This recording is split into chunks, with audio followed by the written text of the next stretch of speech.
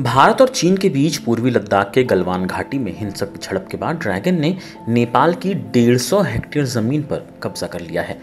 चीन ने 5 मोर्चों पर इस साल मई महीने में नेपाल की जमीन पर कब्जा करना शुरू किया था। नेपाल के नेताओं ने बताया कि नेपाली जमीन पर कब्जे के लिए चीन ने सीमा पर अपनी सेना PLA को तैनात करना शुरू कर दिया था। ब्रिटेन के अखबार द डेली टेलीग्राफ से बातचीत में नेपाली नेताओं ने बताया कि नेपाल के उत्तरी पश्चिमी जिले हुमला में चीनी सेना ने लिमी घाटी और हिल्सा को पार किया और पत्थर के बने पिलर को हटा दिया।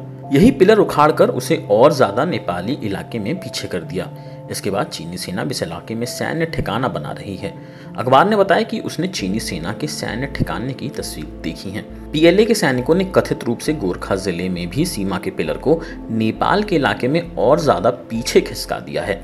इसी तरह से नेपाल के रसुआ, सिंधुपाल चौक और शंकुवासभा जिलों में भी चीनी सेना ने नेपाल की जमीन पर कब्जा किया है। इस खेल को अंजाम देने से पहले चीन के इंजीनियरों ने तिब्बत में नदियों की धारा को बदल दिया, जो नेपाल और चीन के बीच प्राकृतिक सीमा का काम करती थी। नेपाली कांग्रेस के एक सांसद जीवन बहादुर शाही ने कहा, चीन क्यों नेपाल में आना चाहता है जबकि उसके पास हमारे छोटे से देश के मुकाबले 60 गुना ज्यादा जमीन है।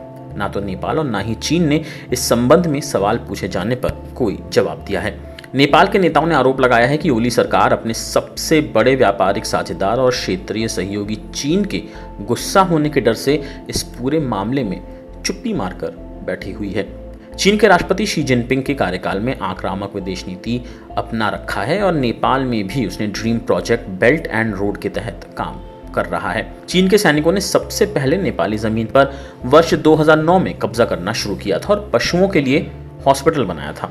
जब शाही ने इस पर आपत्ति जताई तो उन्हें नेपाल सरकार की ओर से बताया गया कि इस हॉस्पिटल से याक और बकरियों को फायदा होगा। शाही ने बताया कि उन्हें जून में ग्रामीणों से फोन पर सूचना मिली थी कि चीनी सेना ने लिमी घाटी में चीन के सैनिकों ने पिलर को उखाड़कर उसे नेपाली क्षेत्र में और ज्यादा अंदर लगा दिया है।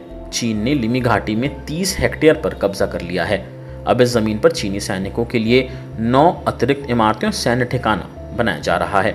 शाही ने बताया कि चीन ने हुमला में भी 70 एकड़ नेपाली जमीन पर कब्जा कर लिया है।